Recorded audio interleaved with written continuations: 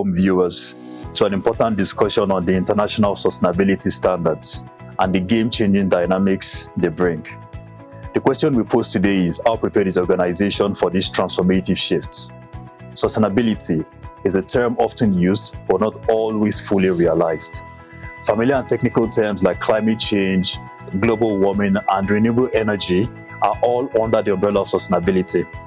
But the concern would be how impactful this term really is, considering its widespread use as a mere cliche.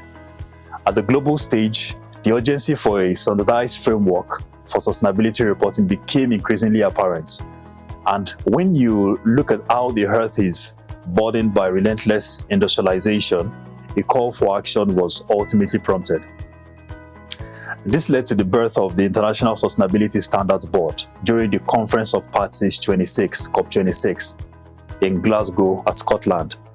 And the theme at the time was Together for Our Planet. This was a game-changing moment as the global economy now looked forward to a global baseline for reporting all sustainable business practices and eliminating all forms of greenwashing. Greenwashing is actually a term that looks at the act of falsely acclaiming green and sustainable business practices that are actually non-existent. The ISSB was metamorphosized from the combination of climate disclosure standard boards and the Value Reporting Foundation. The Value Reporting Foundation, by the way, was the body responsible for regulating integrated reporting and the sustainability accounting standards. This echoes the fact that the ISSB is actually a robust sustainability reporting framework that embodies existing frameworks and refines them to suit a broad range of stakeholders.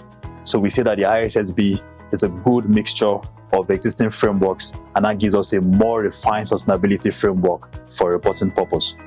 The aim of the board was simple, and this is to provide a global baseline for sustainability reporting that investors and capital market stakeholders can adopt.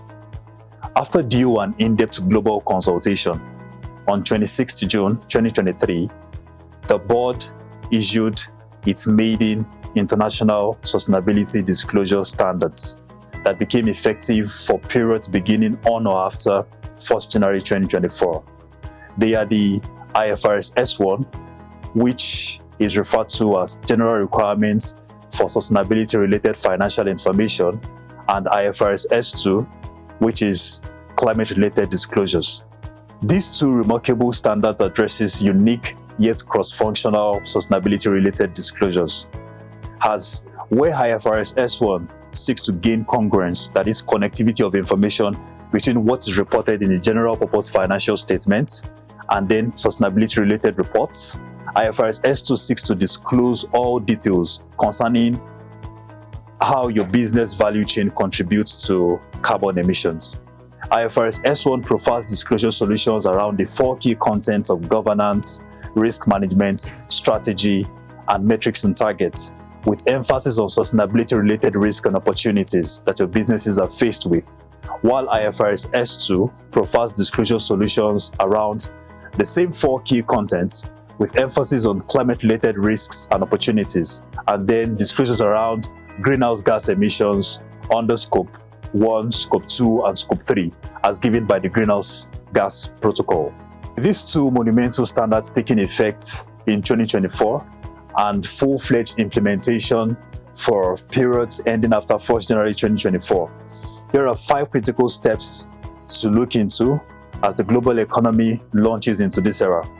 At first, prepare a value proposition that speaks to your business model and stakeholder need. Look through your value chain and look through the ESG value you're looking to provide across that value chain and how this would further enhance and meet the need of your stakeholders. The second step is undergo an extensive readiness and gap assessment to understand and review possible gaps that you've got in your systems, processes, and data pool. We already have requirements which are like minimum disclosures provided by the two remarkable standards of IFRS S1 and S2. So look through these minimum requirements and look through what you currently do as a business. Then conduct and execute a readiness and gap assessment to see possible loopholes and gaps that you will need to meet up in terms of your systems, your processes, and the data reporting.